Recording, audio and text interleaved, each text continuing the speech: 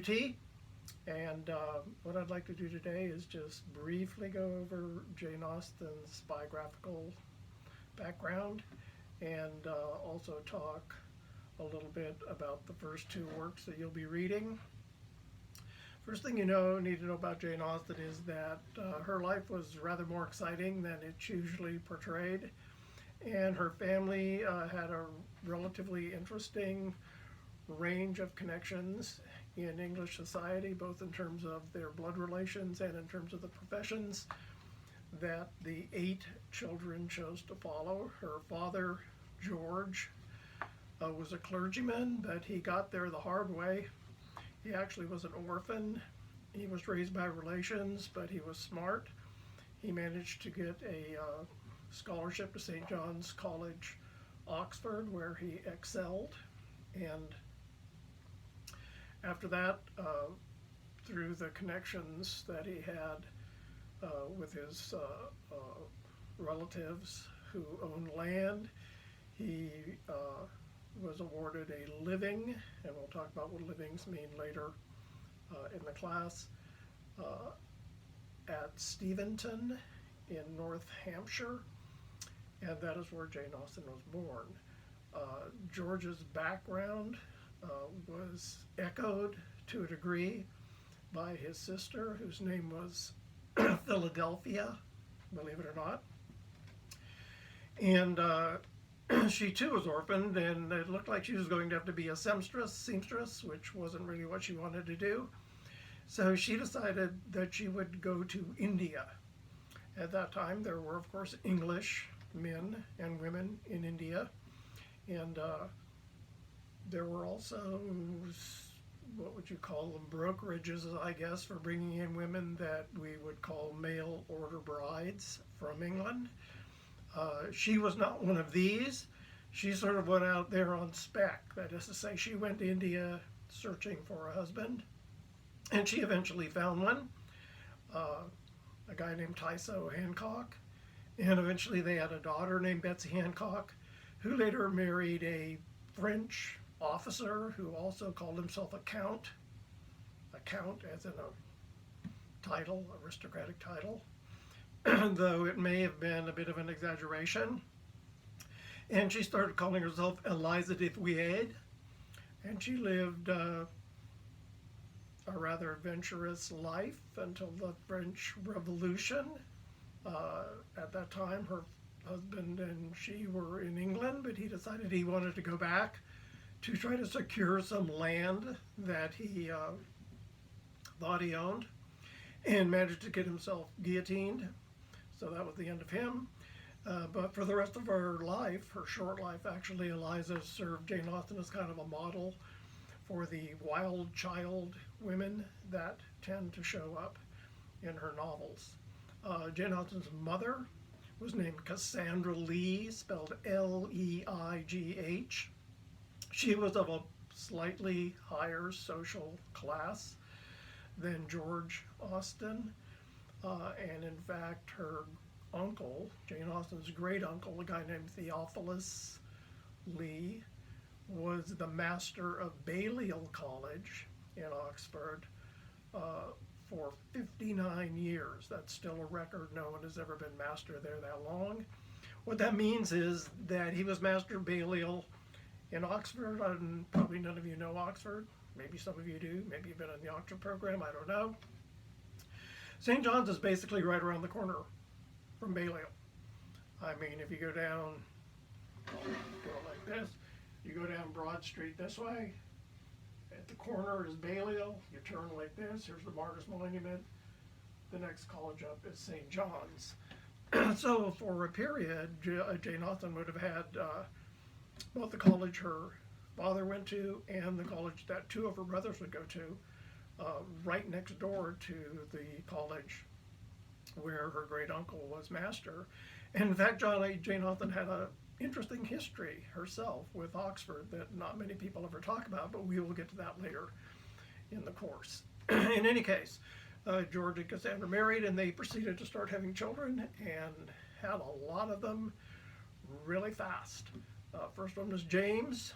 He later became a clergyman. The next was George, who was called defective. May have had Down syndrome, may have had acute epilepsy, we're not sure.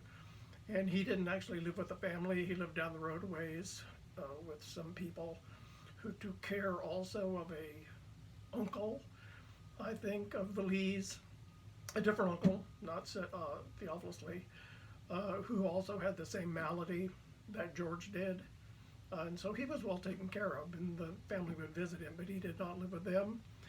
Next, Edward, who eventually is adopted by richer members of the Lee family, and called the Knights, and eventually becomes their heir, changes his name to Edward Austin Knight, and inherits two pretty large estates, one called Godmersham down in Surrey, and the other one called Chawton, which is only about 5 miles away from Steventon, and becomes very important in Jane Austen's life later.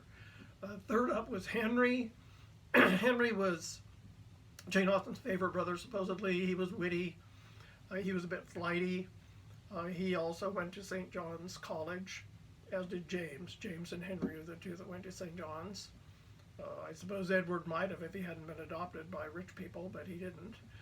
Instead, he skipped university altogether, went on the grand tour of Europe instead. Henry did a lot of things. He started off, I think, joining the militia, was sort of a dashing young chap. Then he thought he might be a clergyman for a while, but that wasn't really what he wanted to do, so he went into banking. He was relatively successful as a banker until,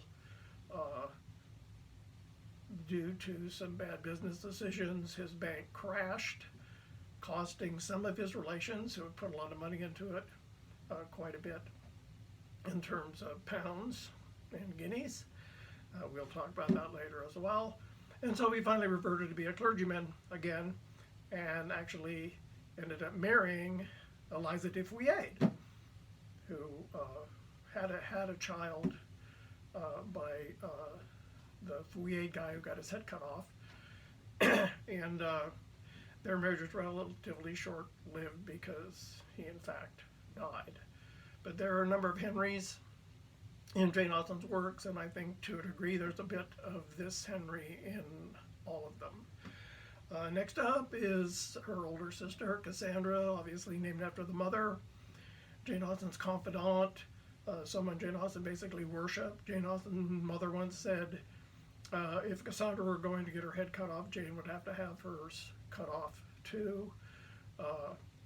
And a very important figure in her life. We will talk a lot more about her later. She never married. Sad story there, but I will tell you that story at another time.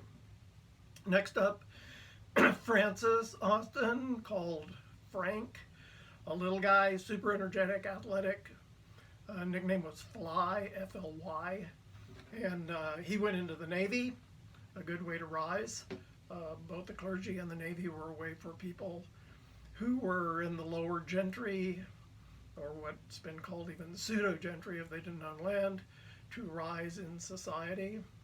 And he actually did extremely well in the Navy, ended his career as an admiral, the highest level of admiral of the fleet, an honorific title, rank you held for only 3 days toward the end of your career. Fought in many of the battles of the Napoleonic Wars, and was basically a fighting captain in the Royal Navy. Next up was Jane. We'll talk about her more later. And the baby in the family was Charles, who was also in the Royal Navy.